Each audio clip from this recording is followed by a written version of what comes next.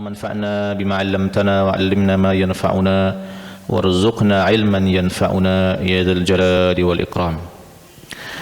Ma'asyiral muslimin wal muslimat, hadirin wal hadirat, bapak-bapak dan ibu-ibu, jamaah salat subuh di Masjid Baitur Rahman yang mudah-mudahan semuanya dalam limpahan rahmat dan karunia Allah Subhanahu wa taala. Alhamdulillah, di pagi hari ini kita kembali melanjutkan pembacaan kitab Misbahuz Zalam, kitab yang menjelaskan kitab Bulughul Maram yang berisikan tentang hadis-hadis seputar hukum-hukum syariat, atau yang lebih mudahnya hadis-hadis seputar fikih yang dulu dikumpulkan oleh Imam Ibnu Hajar Al-Asqalani, lalu kemudian oleh salah seorang ulama Indonesia, Kiai Haji Muhammad Muhajirin Amsar. Akhirnya hadis-hadis itu dijelaskan di dalam satu kitab yang beliau kasih nama dengan kitab Misbahuz Zalam. Dan pada subuh kali ini kita masuk ke bab baru, masuk ke dalam pembahasan baru tentang babul masajid, bab tentang masjid, yang nanti kita akan baca beberapa hadis seputar masjid, seputar hukum-hukum terkait dengan masjid. Nah, sebagai pembuka, kata ulama kita Kiai Haji Muhammad Muhajirin Amsar, al-masajidu jam'u masjid. Masajid ini kata jamak dari masjid, dan masjid itu sendiri kata beliau adalah mahallus salati wal ibadati. Masjid itu sendiri adalah tempat melaksanakan salat dan tempat melaksanakan ibadah secara umum. Jadi beliau menyebutkan memang secara khusus masjid itu adalah tempat orang sholat, baik sholat sunnah maupun sholat wajib. Tetapi secara umum menurut beliau di dalam definisi ini, masjid itu juga adalah tempat yang layak, tempat yang bagus untuk dipakai dalam momen seluruh ibadah. Dan ibadah ini adalah ismun jami'. Ibadah ini adalah nama untuk seluruh aktivitas yang dicintai oleh Allah Subhanahu wa taala dan dicintai oleh Rasulullah sallallahu alaihi wasallam. Jadi apapun bentuknya, selagi dia adalah ibadah secara umum, maka sebenarnya boleh-boleh saja dan bagus-bagus saja untuk dikerjakan di masjid. Ya, kalau seandainya kita melihat misalnya fungsi masjid di zaman Rasulullah SAW, tentu saja fungsi yang ada bukan hanya untuk pelaksanaan ibadah sholat 5 waktu, tetapi juga untuk aktivitas-aktivitas yang lainnya, ya, terutama untuk pembelajaran, pendidikan. Untuk Rasulullah SAW menyampaikan ayat-ayat Al-Quran, untuk Rasulullah SAW menyampaikan strategi dan seterusnya, juga dalam rangka atau juga dalam aktivitas-aktivitas ekonomi mungkin juga, edukasi tentang ekonomi mungkin, dan secara umum untuk kemaslahatan kaum muslimin dan muslimat itu mungkin juga diadakan di masjid. Jadi secara umum ini ranah yang bisa menjadi pilihan bagi takmir masjid, selain tentu saja pilihan yang fokus utama yang harus diusahakan adalah adanya pelaksanaan ibadah sholat 5 waktu. Jadi jangan sampai fungsi utama justru tidak ada, tapi fungsi yang lain ada. Misalnya ya, misalnya masjid hanya dipakai 2 waktu sholat atau 3 waktu sholat, selebihnya misalnya masjid dikunci misalnya ya. Nah ini tentu saja fokus utamanya malah kehilangan. Jadi seharusnya memang fungsi masjid yang paling utama, kita bisa menjamin keberlangsungan dari pelaksanaan ibadah sholat 5 waktu, baru kemudian setelah itu tambahan-tambahan.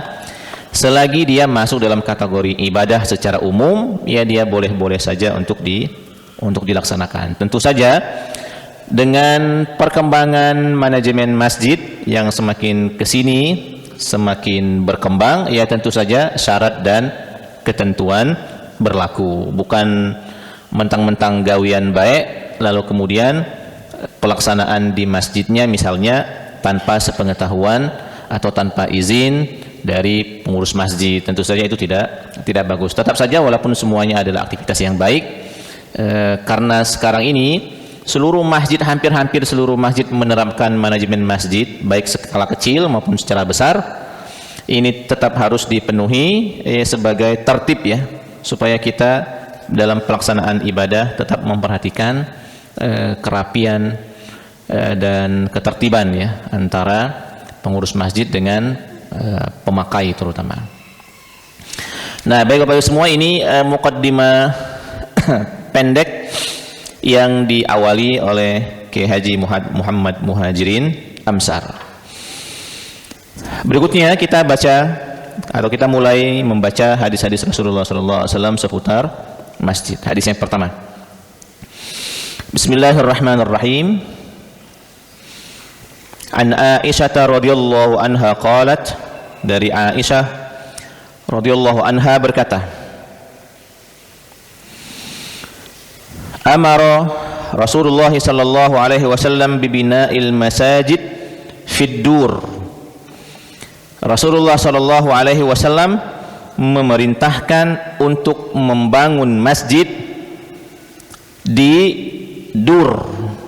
Dur ini jamak dari dar. Salah satu bentuk jamak dari dar. Darun, dar ini artinya rumah. Dur ini berarti banyak rumah. Rasulullah SAW memerintahkan untuk membangun masjid di tempat yang di sana banyak rumah. Di desa, di dusun, di komplek yang di sana banyak rumah. Ya kalau banyak rumah berarti banyak orangnya berarti kan. Kalau rumahnya baru 1, 2, 3, tentu saja ini kategorinya belum banyak. Sekurang-kurangnya kategori banyak itu kita tetap harus memperhatikan banyak versi kita, versi urf. Dalam pandangan kita, kalau sudah ada misalnya 20 rumah, ini kayaknya sudah cukup untuk bangun masjid. Apalagi kalau sudah ada misalnya 50 rumah, kayaknya sudah cukup ini. Tapi kalau baru 3, baru 4, saya kira ini kategorinya walaupun sah berjamaah dengan 3 orang makmum, dengan 4 orang makmum, walaupun sah sholat berjamaah, tapi ini kategorinya masih sedikit, ya mungkin dia bisa bergabung di tempat lain. Nah, jadi ini ada perintah khusus oleh Rasulullah SAW untuk membangun masjid di sebuah perkampungan, di sebuah komplek. Kemudian wa antunazzafa wa tutayyaba. Lalu kemudian kata Rasulullah SAW memerintahkan para sahabatnya kalau sudah membangun masjid, ini masjid diperhatikan kebersihannya. Wa antunazzafa, diperhatikan kebersihannya. Wa tutayyaba, dan juga diperhatikan ini tutayyab ini aroma ya, aroma masjid ya, maksudnya selain dari masjid bersih ya, kalau bisa masjid juga wangi ya, misalnya hambalnya wangi misalnya ya, atau masuk masjid ada beda antara luar masjid dengan di dalam. Nah, ini berupa anjuran dari Rasulullah SAW. Tentu saja ma'asyiral muslimin, kalau untuk kebersihan, ini kata Kiai Haji Muhammad Muhajirin Amsar, fatanzifu minal qadha wal adha wajibun. Untuk kebersihan, perhatian terhadap kebersihan masjid, ini hukumnya wajib. Wajib di sini baik atas nama individu maupun atas nama pengurus. Ya, bukan berarti mentang-mentang sudah ada pengurusnya lalu kemudian individunya sembarangan saja. Tidak, di hadis-hadis sebelum ini kita sudah membaca ada sebagian hadis yang melarang al-busaqu fil masjid, misalnya melarang meludah di masjid. Ya, tentu saja dalam konteks kekinian untuk meludah kayaknya sudah nggak mungkin. Tapi kalau untuk nyampah, kalau seandainya meludah dalam arti mengotori masjid, maka nyampah juga tidak boleh, dan nyampah di masjid juga dianggap berdosa. Jadi kalau seandainya kita atas nama individu masuk masjid, ya kalau kita bawa tisu misalnya, kalau ada Kalau sudah dari masjid ini tisu diambil lagi, jangan diletakkan sembarangan. Kalau kita ke masjid bawa makanan, ini sisa makanan, bungkus-bungkus makanan juga harus diletakkan lagi di tempatnya, di tempat sampah gitu ya. Kalau kita mengajak jamaah rombongan misalnya pengajian ke masjid, juga tetap saja diperhatikan kebersihan setelah pengajian, setelah majelis taklim. Jadi ini atas nama individu, jangan sampai individu menyerahkan seluruhnya ke pengurus. Tidak begitu juga ya. Ya sama juga lah di rumah, bukan mentang-mentang di rumah ada orang tua, lalu kemudian ada pembantu rumah tangga, lalu kemudian sekedar untuk mematikan lampu misalnya, semuanya harus serba orang lain. Untuk sekedar misalnya buka jendela, tidak juga harus semuanya orang lain. Ya, ngapa tidak kita yang buka jendela, ngapa tidak kita yang matikan lampu? Kan lado saat pengurusnya. Tidak cak itu juga gitu kan. Nah, Bapak Ibu semua, ini at-tanzib, kebersihan ini penting untuk dijaga. Karena dia penting, maka atas nama pengurus masjid memang penting untuk menunjuk beberapa orang khusus misalnya dalam tugas kebersihan. Karena ini bagian dari kewajiban. Ada kaidah fikih, kaidah usul fikih yang menyebutkan ma la yatimul wajib illa bihi fahuwa wajib. Jika ada sebuah kewajiban yang tidak bisa selesai kecuali dengan adanya yang lain, maka yang lain ini juga jadi wajib. Kebersihan masjid hukumnya wajib. Kalau seandainya tidak ada orang yang ditugaskan secara khusus untuk membersihkan masjid, masjid bakal kotor, maka penunjukan orang itu juga bakal jadi wajib. Ya, tentu saja nanti mekanisme di lapangannya nanti menyesuaikan dengan kondisi keadaan yang ada di dalam pengurus masjidnya ya, dinamika di dalam pengurus masjidnya. Bisa jadi nanti kebersihannya bergilir, bisa jadi juga nanti menunjuk 1-2 orang dengan konsekuensi hak dan kewajiban. Tentu saja ini boleh dan ini bagus, bahkan ini sangat dianjurkan oleh Rasulullah SAW. Jadi itu untuk kebersihan hukumnya wajib.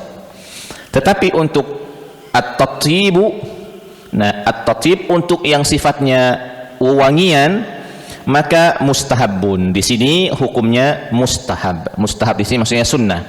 Kalau ada bagus, kalau tidak ada sekurang-kurangnya kita atas nama pribadi juga atas nama pengurus tidak berdosa dalam hal ini jika tidak ada misalnya wewangian. Tapi secara umum sekarang ini wewangian itu bisa dicapai ya dengan cara yang sangat sederhana. Misalnya ada di sebagian masjid botol-botol kecil dari wewangian masjid yang bisa dipakai oleh individu, yang kalau dia oles ke tangannya, dia oles ke bajunya, ini kecium juga lah kiri kanan, akhirnya masjid terasa wangi gitu. Kayak subuh hari ini misalnya, siapa yang pakai minyak Amir Al-Ud? Kecium terus. Ada yang pakai minyak Amir Al-Ud, ada yang pakai minyak yang lain-lain gitu kan. Bagus ini. Walaupun dia secara pribadi niatannya adalah untuk wewangian dirinya sendiri, tapi saat dia masuk masjid ini aroma juga tersebar. Ya cuma memang yang perlu juga diperhatikan, wewangian yang dipakai di masjid kalau bisa wewangian yang standar.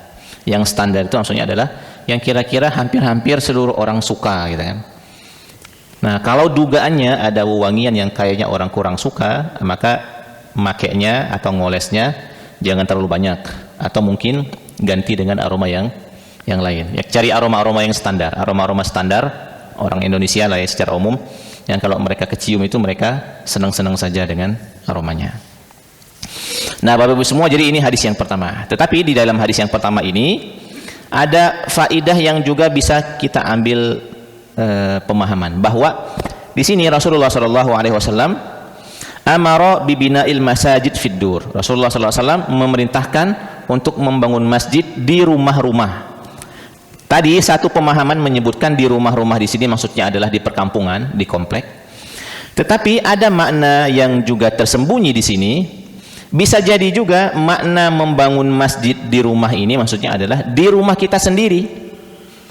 Dengan cara apa? Dengan cara misalnya mengkhususkan ada satu tempat di rumah kita masing-masing, ada satu tempat yang memang kita khususkan tempat itu untuk pelaksanaan ibadah sholat. Nah, maka kalau itu yang kita kerjakan, ini bagus juga. Berarti di rumah kita masing-masing ada yang kita sebut dengan musola gitu kan. Ada yang kita sebut dengan musola. Tempat di mana kalau kita mau sholat, kita menuju ke tempat itu. Ya, tidak harus satu kamar khusus kalau seandainya memang kamarnya terbatas, tapi ada satu bagian, satu space di mana pelaksanaan ibadah sholat biasanya dikerjakan di sana. Nah, kalau biasanya dikerjakan di sana, tentu saja kan tingkat kebersihannya akan berbeda dibanding tempat yang lain. Tentu saja kalau seandainya ada anak kecil yang main-main, misalnya mungkin anak kecilnya saat main-main tidak kita arahkan di sana, kita arahkan di tempat lain. Jadi yang jelas tempat ini lebih terjaga kebersihannya dan kesuciannya. Nah, ini bagus juga bahwa di rumah masing-masing ada satu tempat yang biasanya kita mengkhususkan untuk kita beribadah di sana, sholat di sana, baca Quran di sana. Tempat secara umumnya, walaupun boleh pindah-pindah boleh, tapi paling banyak di sana pengerjaannya. Nah, ini bagus ini untuk juga dipikirkan, untuk juga dijadikan sebagai inspirasi ya, bahwa di rumah kita masing-masing bisa juga dibangun masjid gitu kan. Nah, baik Bapak Ibu semua, ini hadis yang pertama seputar anjuran Rasulullah SAW untuk membangun masjid, untuk membersihkan dan untuk menjadikannya wangi sehingga orang nyaman berada di dalam masjid. Sekarang hadis yang kedua. Bismillahirrahmanirrahim. Wa an Abi Hurairah radhiyallahu anhu qala. Dari Abu Hurairah radhiyallahu anhu berkata, qala Rasulullah sallallahu alaihi wasallam, Rasulullah sallallahu alaihi wasallam bersabda, qatalallahu al-yahud, sungguh celaka orang Yahudi, ittakhadhu kubur anbiya'ihim masajid, mereka menjadikan kuburan para nabi mereka masjid. Muttafaqun alaih. Hadis riwayat Imam Al-Bukhari wa Muslim. Hadis yang ketiga hampir mirip. Walahuma min hadisi Aisyah radhiyallahu anha qalat, dari Aisyah radhiyallahu anha berkata, kanu idza mata fihim ar-rajulus salih banau ala qabrihi masjidan wa fihi ulaika syirarul khalqi. Di dalam hadis yang dijelaskan oleh, atau di dalam hadis yang diriwayatkan oleh Aisyah radhiyallahu anha, ada tambahan, mereka itu orang-orang Yahudi, idza mata fihim ar-rajulus salih, jika seandainya ada orang saleh yang meninggal dunia, orang saleh, orang baik-baik yang meninggal dunia, orang yang bagus-bagus, banau ala qabrihi masjidan, mereka bangun di atas kuburannya masjid. Fihi wa fihi, dan ada tambahan yang lainnya, ulaika syirarul khalqi, yang demikian adalah seburuk-buruk orang, katakan seburuk-buruk makhluk. Nah, Bapak Ibu semua, di hadis yang kedua dan yang ketiga ini menunjukkan larangan menjadikan atau membangun kuburan di atas, atau membangun masjid di atas kuburan. Ya, memang sebagai adabnya lah, kalau seandainya ada kuburan dan di sana misalnya tanahnya mau dibangun masjid, ya kuburannya dipindah dulu, minta izin dengan siapa yang punya, ini kuburan siapa, keluarganya di mana, ini kuburannya dipindah. Jangan langsung dirata, jangan langsung dibangun masjid, dipindah terlebih dahulu. Ya, tata cara memindahkan kuburan ya sebenarnya mengikuti tradisi masing-masing saja. Ya, mungkin secara dalam konteks keindonesiaan, panggil dulu keluarganya sebelum dimulai, misalnya ya, tradisi-tradisi orang Indonesia ya. Ada sambutan sederhana, ada membaca Al-Fatihah misalnya ya. Ya, supaya orang merasa bahwa pembongkaran kuburan ini dibongkar dengan cara-cara yang bagus gitu kan. Bukan langsung dibongkar seperti orang bongkar rumah, atau seperti orang bongkar bangunan yang ilegal misalnya ya. Jadi orang kita ini agak membedakan antara membongkar kuburan dengan membongkar yang lain. Membongkar kuburan ini harus disertai dengan ya sedikit bumbu-bumbu ritual lah, seperti itu ya. Dengan dimulai dengan membaca basmalah, bismillah dan seterusnya. Nah, baru kemudian dilakukan pembongkaran kuburan. Kemudian nanti dipindahkan juga di tempat yang layak tentunya ya.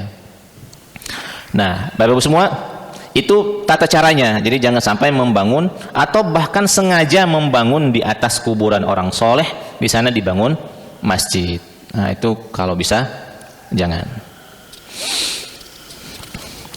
Adapun yang sekarang ini terjadi di Masjid Nabawi misalnya ya, ada kesan bahwa kuburan Rasulullah SAW itu masuk di dalam area masjid.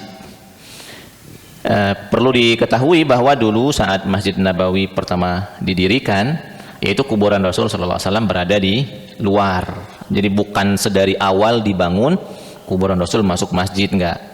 Kuburan Rasulullah SAW itu jauh, lumayan jauh, maksudnya itu berada di luar halaman atau berada di luar komplek masjid.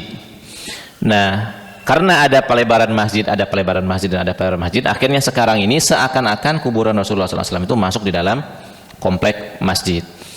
Nah, itu pun untuk menjaga bahwa kuburan Rasulullah SAW itu tetap berada di luar masjid, itu kan dibuat pagar-pagar,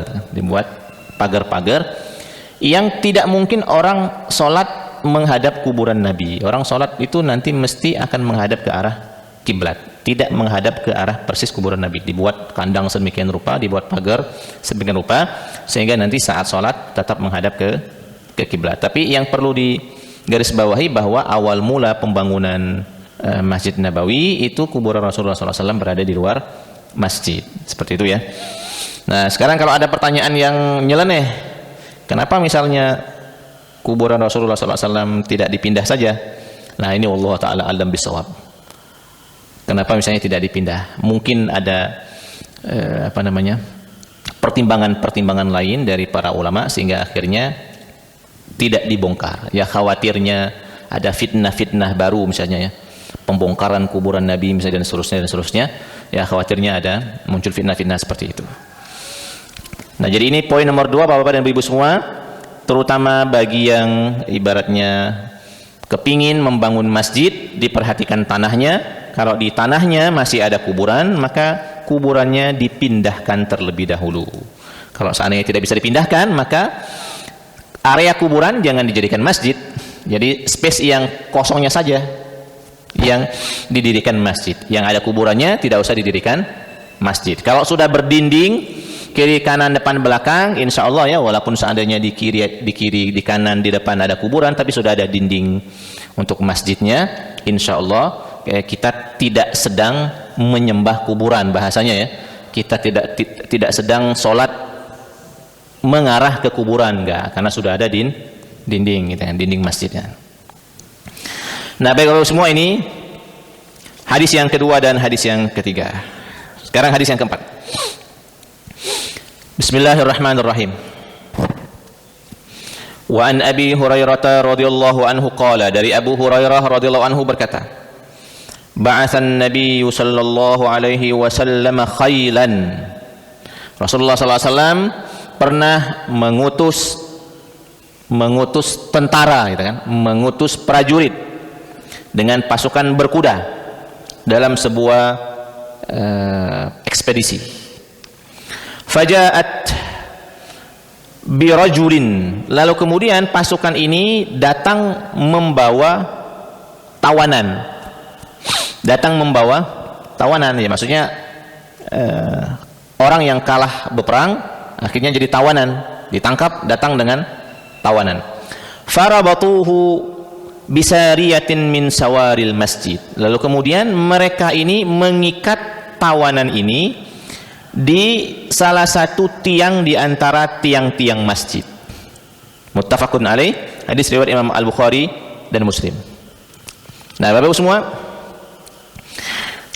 diduga yang menjadi tawanan ini namanya adalah Sumamah ibn Asal.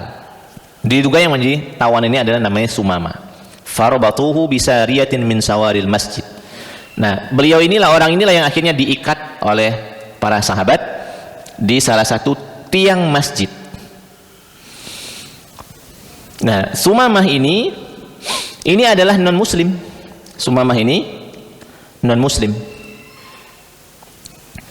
Setelah akhirnya mendapati ada yang diikat di masjid, lalu kemudian fakharaja ilaihin nabiyyu sallallahu alaihi wasallam. Kemudian Rasulullah SAW keluar maksudnya keluar dari rumah beliau, lalu kemudian beliau mendatangi orang yang ada yang diikat di masjid itu. Faqala, kemudian Rasulullah SAW mengatakan, atliku Sumama. Ini Sumama coba dilepaskan saja, kata Rasulullah SAW. Maksudnya biarlah dia lepas dulu. Fantalaqa ila nakhlin qaribin minal masjid faghtasala thumma dakhala al masjid faqala asyhadu an la ilaha illallah wa anna muhammadar rasulullah. Kemudian setelah dilepas dari ikatannya, kemudian dia pergi ke sebuah tempat yang ada airnya, kemudian dia mandi, kemudian setelah dia mandi, dia masuk masjid kembali. Setelah itu dia bersyahadat asyhadu an la ilaha illallah wa asyhadu anna muhammadar rasulullah. Nah, ini cerita singkat. Nah, Bapak-Ibu semua, di cerita yang singkat ini apa yang bisa diambil faedah? Yang bisa diambil faedah dari sini adalah wastufida min hadzal hadis jawazu idkhalil kafir fil masjid. Dalam hal ini boleh memasukkan atau boleh masuk non muslim ke masjid. Jadi boleh non muslim masuk di masjid, ke masjid. Terlebih seandainya memang jika ada kebutuhan. Terlebih jika ada kebutuhan. Ya, kebutuhan yang dimaksud bisa jadi kebutuhan pembangunan, bisa jadi kebutuhan pendidikan, bisa jadi kebutuhan sosial, bisa jadi kebutuhan yang lain-lain lah, yang akhirnya misalnya membuat ini non muslim harus masuk di masjid. Boleh maksudnya, tak jadi masalah. Tapi kalau nongki-nongki ya jangan, nongki-nongki di luar saja. Kalau memang ada kebutuhan khusus, diperbolehkan bagi non muslim untuk memasuki masjid. Ya tentu dengan adab-adabnya, dengan adab-adabnya. Tidak mungkin juga mereka masuk masjid dengan sembarangan, misalnya dengan cara berpakaian yang kadang-kadang terbuka atau bahkan terbukanya terlalu banyak misalnya ya. Ya tentu ini tetap harus dijadikan perhatian supaya saat mereka masuk masjid juga dengan penuh adab-adabnya. Jadi ini faedah yang pertama. Faedah yang kedua, ternyata dulu di cerita-cerita masuk Islamnya orang itu setelah bertemu dengan Rasulullah SAW. Jadi faras muka Rasulullah SAW itu muka yang membuat orang, belumlah orang ngobrol dengan beliau, belumlah ibaratnya melakukan muamalah transaksi apa dengan beliau, ini muka-muka sudah meyakinkan, ini muka-muka sudah muka yang menenangkan gitu kan. Nah apalagi ditambah dengan setelah diajak ngomong, setelah diajak bermuamalah segala macam, tentu keterikatan hati antara orang yang pernah ngobrol dengan Rasulullah SAW itu akan berbeda. Nah di poin nomor 2 ini, bagusnya akhlak Rasulullah SAW ini menjadi faktor penarik ya bagi orang untuk dekat dengan Islam gitu kan. Jadi lembut bukan berarti tidak bisa keras, dan keras juga, sangar juga bukan berarti tidak bisa menampilkan wajah-wajah yang tentram.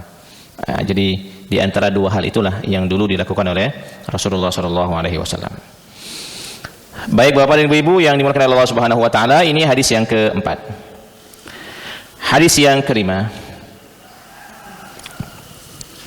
Wa anhu radhiyallahu anhu, dari Abu Hurairah radhiyallahu anhu, anna Umar radhiyallahu anhu marra bi Hasan yansudu fil masjid. Dari Abu Hurairah radhiyallahu anhu bahwa sekali waktu Umar bin Khattab radhiyallahu anhu lewat di masjid dan mendapati ada salah seorang sahabat yang bernama Hasan, Hasan ibn Sabit ini ya, yang bernama Hasan, yansudu fil masjid. Yansud ini bernasid, bernyanyi lah bahasa kitanya ya, bernyanyi, tapi nyanyinya nyanyi nasyid. Yansudu fil masjid falahaza ilaihi, lalu kemudian Umar bin Khattab memperhatikannya, dijingoknya Hasan bin Sabit ini, ngapa dia nyanyi kan. Faqala, lalu kemudian kata Hasan bin Sabit, qad kuntu unsidu wa fihi man huwa khairun minka. Kira-kira bahasa kitanya, ngapo Ustadz misalnya kan, ngapo Ustadz Umar misalnya kan, ngapo jingok. Kata Hasan, dulu saya pernah bernyanyi seperti ini dan dulu dihadiri oleh orang yang lebih baik daripada engkau. Maksudnya dulu saya pernah bernyanyi bernasyid seperti ini, dan dulu ada Rasulullah Shallallahu Alaihi Wasallam, dan Rasulullah Shallallahu Alaihi Wasallam biasa-biasa baik, maksudnya tidak melarang. Nah, ini hadis yang kelima. Nah, dari sinilah akhirnya Bapak dan Ibu-ibu, di hadis yang kelima ini, wa fihi anna Umar naha antana sudil ash'ari fil masjid mahma kanat suratuhu fa fassalahu Hasan tafsilan badi'an wa huwa annahu kana yansudu min ahdi Nabi sallallahu alaihi wasallam wa da'ahu. Jadi dugaan dari Umar bin Khattab radhiyallahu anhu bahwa bernasyid apapun bentuknya itu tidak boleh di masjid. Tetapi akhirnya Hasan bin Sabit memberikan perincian bahwa dulu pernah ada Rasulullah SAW juga di dalam masjid, dan saya bernasyid dengan model yang seperti ini, dan oleh Rasulullah SAW itu dibiarkan. Nah, ini berarti ada nasyid, ada nyanyian yang diperbolehkan tetap di masjid, dan ada nyanyian yang tidak diperbolehkan. Tentu saja nyanyian nasyid-nasyid yang diperbolehkan ya nasyid-nasyid yang tidak mengandung kemaksiatan, yang tidak mengandung keharaman, terutama sekali dari sisi bait-bait syairnya. Makanya yang paling aman itu sebenarnya kalau di masjid, kalau seandainya ada nasyid-nasyid, yang paling nyaman itu adalah nasyid-nasyid pujian-pujian, salawat-salawat. Ini paling aman ini. Salatullah, salamullah misalnya ya, ala toha rasulillah, ini paling aman. Nah, yang kedua yang juga perlu diperhatikan ini adalah unsur eksternalnya. Kalau unsur nyanyian itu misalnya adalah bait-bait syairnya, maka unsur luarnya apa? Misalnya unsur luarnya adalah alat musik. Nah, di alat musik inilah kita harus berhati-hati. Di alat musik ini ya, harus berhati-hati. Di tengah perdebatan seputar alat musik dan seterusnya, maka kalau saya pribadi ya, khusus untuk di masjid ya, kita pilih yang paling aman sajalah. Misalnya yang paling aman itu alat musik berupa duf. Ya, duf itu sejenis robana misalnya ya. Nah, maka kalau dia marawis, misalnya kalau dia marawis, bagi saya pribadi ya, ini paling aman untuk konteksnya di dalam masjid. Selain dari alat musik itu, ya usahakan ditahan dulu. Khawatirnya nanti menimbulkan persepsi yang berbeda di luar. Jadi kita cari yang alat musik yang paling aman, itulah robana, dub itu ya. Nah, kemudian yang berikutnya adalah yang perlu juga diperhatikan adalah kalau seandainya ada nasyid di masjid, ini orangnya, orang yang bernyanyinya, tampilannya, apakah dia laki-laki, apakah dia perempuan. Kalau dia laki-laki, model cara berpakaiannya bagaimana? Kalau dia perempuan, model cara berpakaiannya bagaimana? Ini semuanya harus diperhatikan untuk menghindari fitnah. Jadi bukan berarti di hadis yang nomor 5 ini mentang-mentang misalnya Hasan bin Sabit radhiyallahu anhu pernah bernasyid di masjid, lalu kemudian ini hadis dibawa serampangan, tidak ada batasan-batasan yang diperhatikan. Jadi tetap harus ada batasan-batasan yang diperhatikan. Ya, sekurang-kurangnya kalau dalam konteks Palembang ya, yang paling aman itu ya marawis itu paling aman lah insyaallah ya. Baik dari sisi bait-bait syairnya, apalagi kalau syairnya memang mereka baca apa, Maulid Dibai misalnya ya, Simtud Duror dan seterusnya. Nah, ini mudah-mudahan isinya semuanya adalah pujian dan salawat kepada Rasulullah Sallallahu Alaihi Wasallam. Kalaupun seandainya ada alat musik, ya alat musiknya alat musik yang aman-aman, jauh dari perselisihan. Kayak misalnya alat musik gitar, alat musik seruring misalnya ya. Nah, ini kan alat musik yang diperdebatkan boleh atau tidak bolehnya. Kalau di luar masjid ya mungkin perdebatannya tetap ada, tapi kalau dia diadakan di masjid nanti perdebatannya lebih kencang lagi. Baik Bapak dan Ibu yang dimuliakan oleh Allah Subhanahu wa taala, ini hadis yang kelima. Kita baca satu lagi. Bismillahirrahmanirrahim, hadis yang ke-6.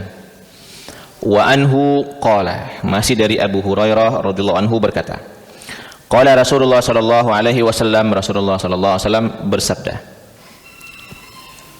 man sami'a rajulan yansudu dhallatan fil masjid falyaqul la raddahallahu alaika fa innal masajid lam tubna lihazihi. dari Abu Hurairah radhiyallahu anhu berkata, Rasulullah SAW bersabda, jika atau siapa yang mendengar ada orang yang mengumumkan barang yang hilang di masjid, jika ada yang mendengar ada orang yang mengumumkan barang yang hilang di masjid, maka katakanlah la raddahallahu alaika, maka katakanlah kira-kira semoga barangnya tidak dapat lagi semoga Allah Subhanahu wa taala tidak mengembalikan barangnya. Fa innal masajid lam tubna li hazihi, karena masjid itu tidak dibangun untuk mengumumkan barang hilang. Nah, Bapak Ibu semua, mengumumkan barang hilang di masjid itu hukumnya menurut mayoritas ulama adalah makruh ya. Tidak sampai haram, makruh. Jadi kalau seandainya segala sesuatu yang hilang diumumkan di masjid, kan nanti akan menambah fungsi baru masjid yang sebenarnya fungsi itu tidak dibangun secara khusus untuk di masjid. Makanya di sebagian masjid-masjid kalau ada barang yang hilang tidak diumumkan lewat mic seperti ini, tidak diumumkan lewat mikrofon seperti ini. Biasanya di luar sana nanti misalnya ada tempat khusus, ada semacam apa ya, etalase khusus, dan yang di sana kumpulan barang-barang hilang. Barang-barang hilang misalnya ada jam, ada apa, ada duit, ada apa misalnya. Di sebagian masjid saya pernah mendapati ada yang membuat model seperti itu.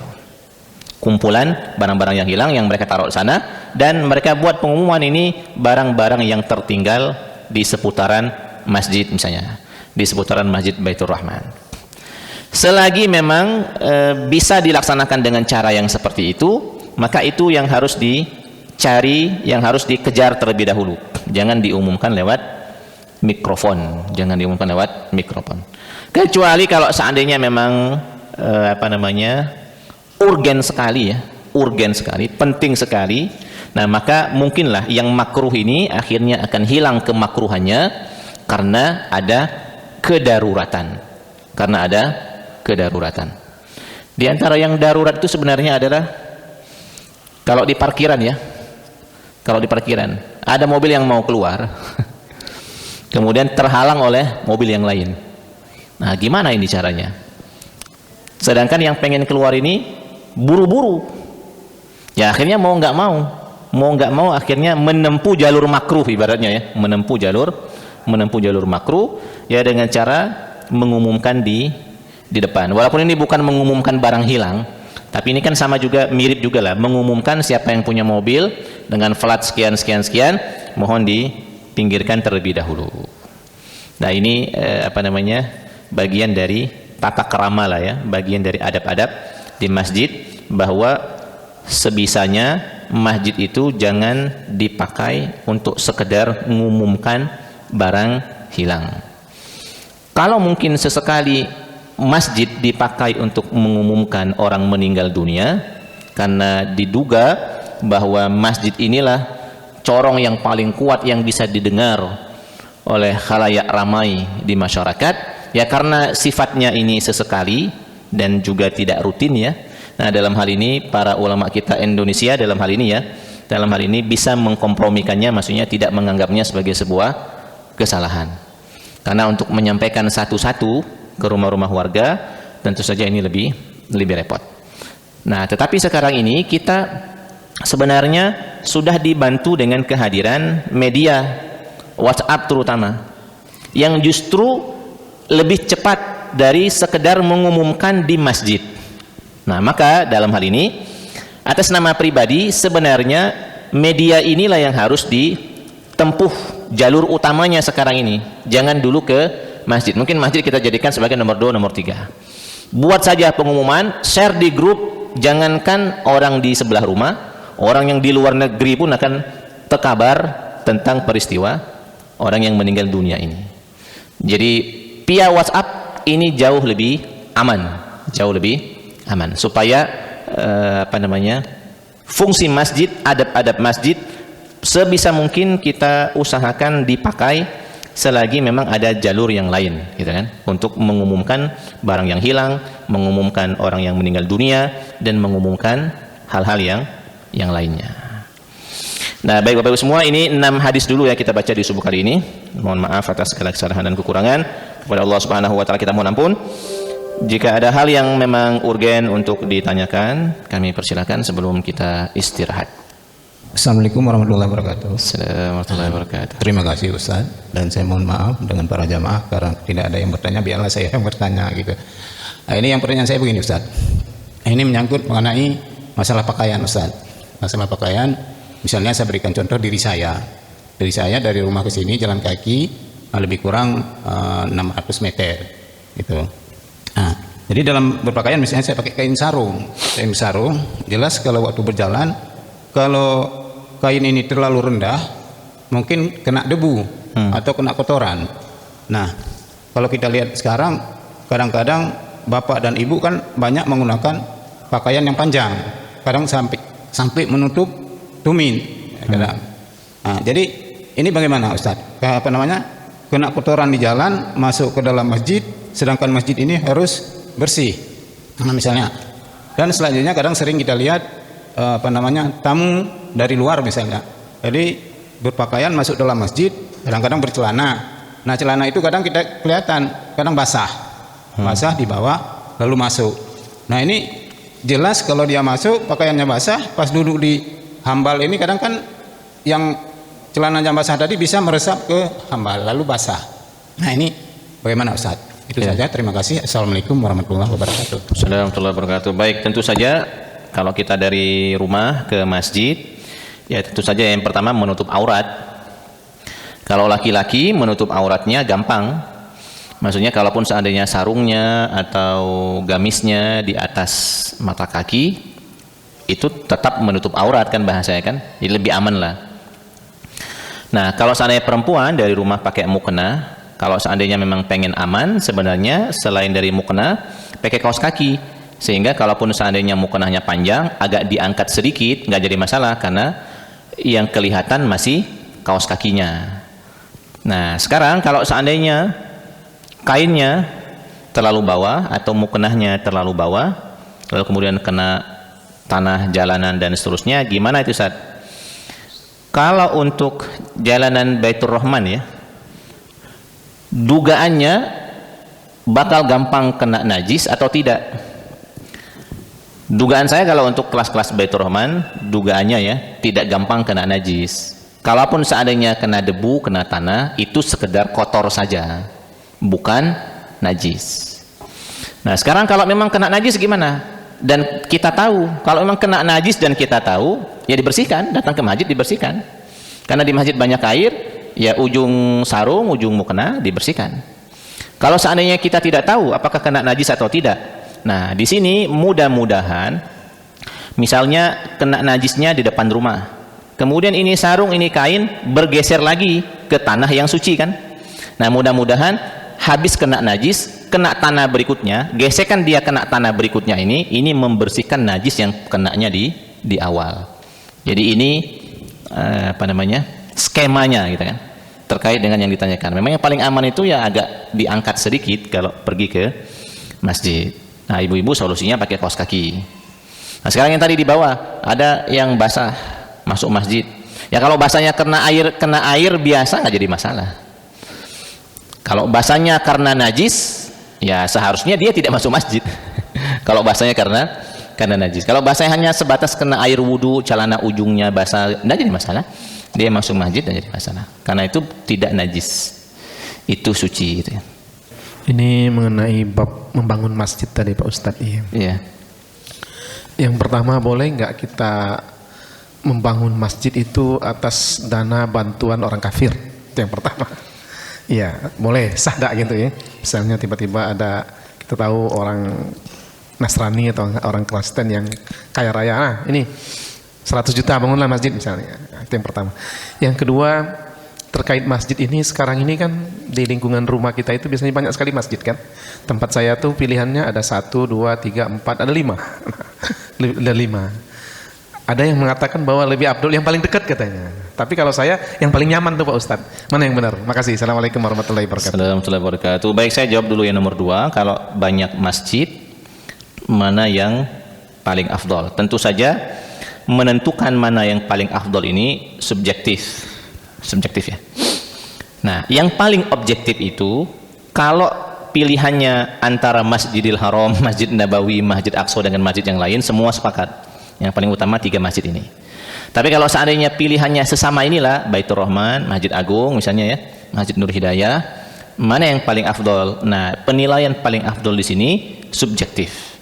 Misalnya saya pribadi menilai yang paling afdol yang paling dekat. Kenapa yang paling dekat? Karena itulah yang paling membuat kita yakin bakal pergi ke masjid.